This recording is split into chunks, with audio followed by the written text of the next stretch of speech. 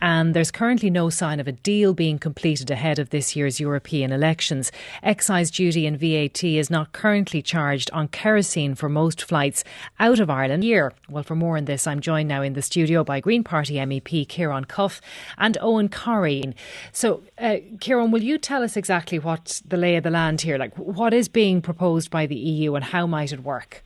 Well, my understanding is that there's a meeting of finance ministers in Belgium this Wednesday, and they've added to the agenda a proposal to have a tax on aviation fuel. Unusually, aviation doesn't have taxes on the fuel.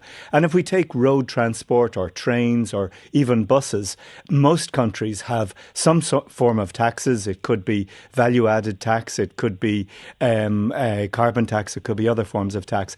And you pay that when you buy a ticket. You're paying a significant amount of tax on the fuel. However, aviation doesn't. Going back to, I think, the Chicago Convention from perhaps 1946. But I think it's time for change. And even the Energy Taxation Directive that the European Union uses is over 20 years old. Mm-hmm. So I think there is a reasonable case to be made. I mean, after all, aviation it's 3.8% of the direct greenhouse gas emissions in Europe. But when you take into account the non-CO2 effects, in other words, the effects of polluting at high altitude, it doubles that to 8%. Okay, so a huge chunk. People listening to this will say, I am taxed when I go through the airport. I know that there are taxes on my travel or on that exercise of actually going from the airport to another country. So why should we be looking at additional taxes? Well, if you drive your car into a multi-storey car park, you pay a charge to use that car park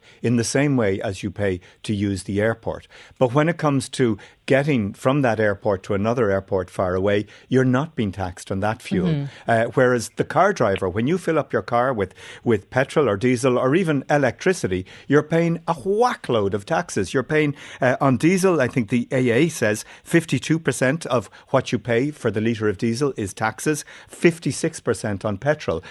You buy a plane ticket, zero. And that's what I think should change. And I think it's all about fairness. OK, well, let's see what Eoghan Corry thinks about this. Eoghan, it looks as though it is coming. It might be delayed. It might be slow in getting through. But there's one direction of travel here, pardon the pun. Do you think that the EU should do this and end the tax exemption for airline fuel?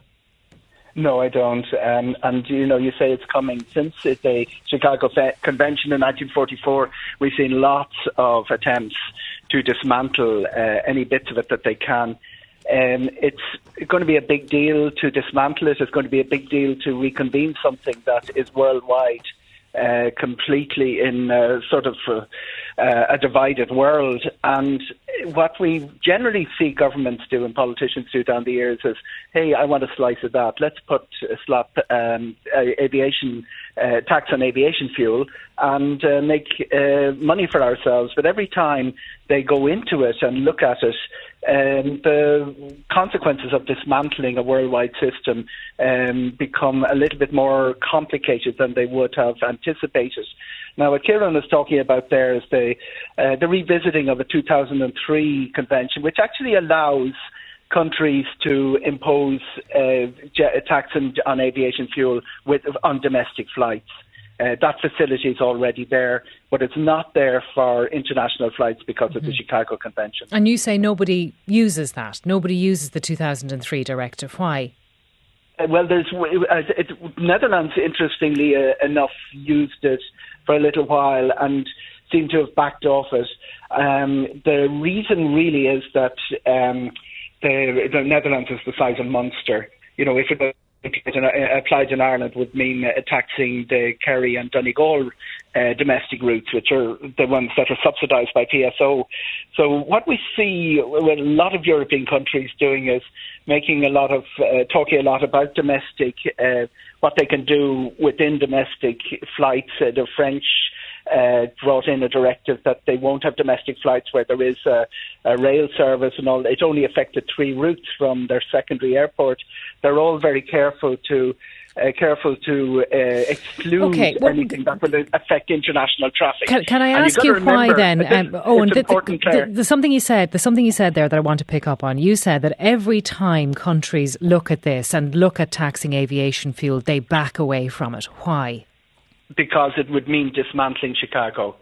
And you're into all sorts of other, safety elements, everything like that, when you start putting different prices on fuel on different airports. You have this convention, this understanding where the cost of aviation fuel, it rides close to the international barrel price.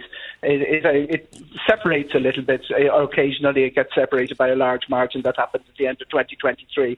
But you're paying the same price no matter what airport in the world you land in. When they look at changing that, they start looking at, will airlines start shopping around for fuel? How will it affect connectivity? How will it affect... So it's too complicated. It's too complicated. Yeah, is that absolutely. what you're saying? Okay, so... it's complicated to dismantle it, yeah. Okay, Ciaran. Look, any legislation is complex by its very nature, but over the last 5 years with the European Green Deal, we've taken action. We've taken action in the maritime sector, in renewable energy, in energy efficiency, and aviation is now an outlier.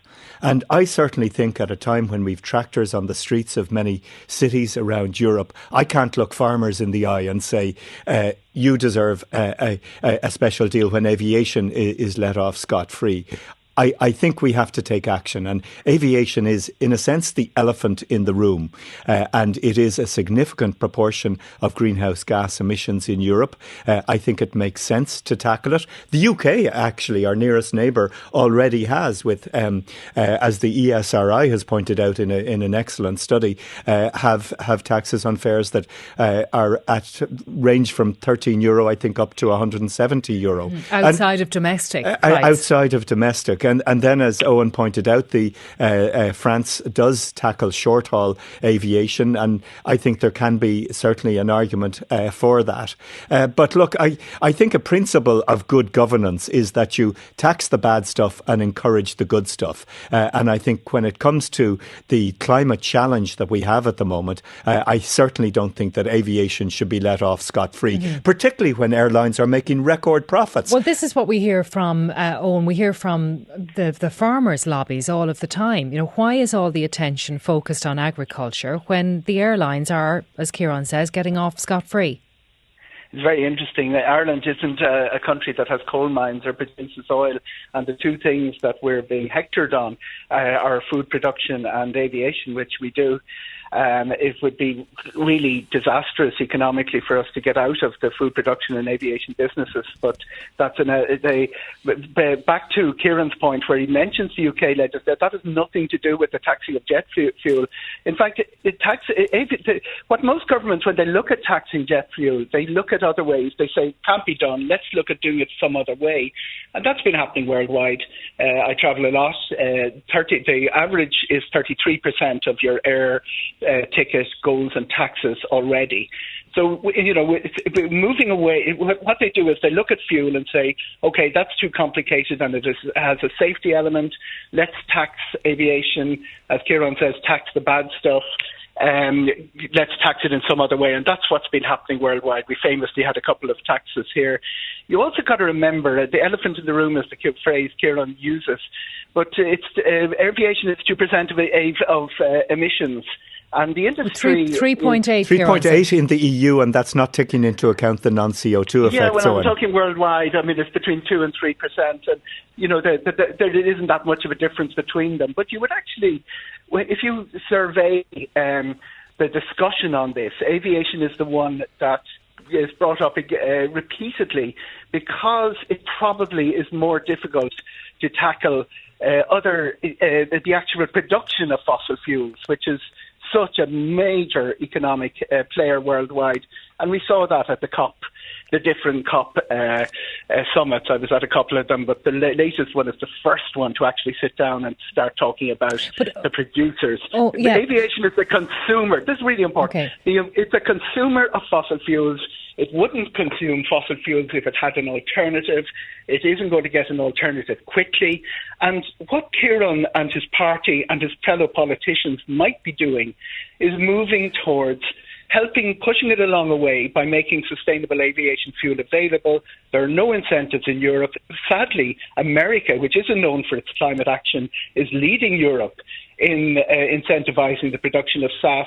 There's a lot of talk about how Ireland... OK, can I put some of those points to Ciaran, please? One moment. So the Green Party. The airlines are consumers of fossil fuel, which is being produced by something else, and your energies would be better spent on helping the industry find sustainable alternatives to fossil fuel. What do you say? And we are. I've spent a lot of the last 2 years working on the sustainable aviation fuel regulation, which is all about incentivising a move away from Jet 1 kerosene towards fuels with a lower climate impact. So that is happening. And actually the costs of making those jet fuels, as you well know, Eoghan, can be set off against the emissions trading scheme. So you're disingenuous in suggesting that we're not giving any support to a greener, that we're not giving a greener support to a greener future for aviation. But look, at a European Union level, 72% of the general public support some form of taxation on jet fuel. And looking back over the last 5 years, we bailed airlines out during the pandemic. We simply opened the wallet and gave them all the money that they needed to survive. And I think sooner or later it has to be payback time. There has to be fairness in this. And airlines are allowed pollute for free. That's what the emissions trading scheme gave them over the last 15 years. They don't have to pay for those allowances that they are granted. They have to pay on the extra fuel on top of that. And I think we have to look at making changes. And I don't think those changes will happen overnight. I think they would be gradually phased in over the next decade. Is there anything in that argument that the airline industry is a consumer of fossil fuels, not a creator, not a producer? I mean, there is an argument that's popular in left-of-centre circles of just tax the fuel, just tax the big companies and make sure that the consumer doesn't have to pick up the tab. But sooner or later, the consumer will pick up the tab. But actually, I think there is an argument that the airlines should be paying something significant on this. Because I'm a consumer of petrol, but I pay a carbon tax on that. Yes, absolutely. Aviation gets its jet fuel at the same rate around the world for the reasons that were set out in the 1940s. Back to taking the checkbook out to bail out airlines, Ireland's government has two of the leading airlines in Europe and didn't bail them out. One of our airlines, our leading airline, lost nearly $2 billion over those 3 years, didn't get any bailouts. So to sort of say, oh, we gave you money, it's payback time, all of that is just it's raining down on an industry which has become an easy target. Well, look, we'll leave that there, but thank you both, Eoghan Corry and Ciaran Cuffe.